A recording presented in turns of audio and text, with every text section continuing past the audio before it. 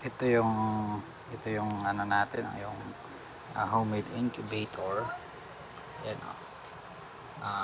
December January 18. So dapat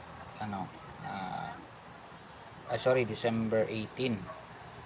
So dapat lalabas to ng January 8. Pero tignan mo, lumalabas na yung ano nila.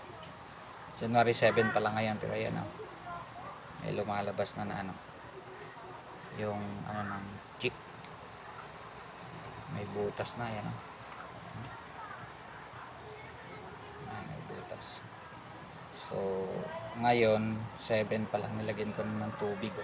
In-increase ko na yung kanyang humidity. Bukas na lang update ulit kung ilang chick yung lalabas. Salamat.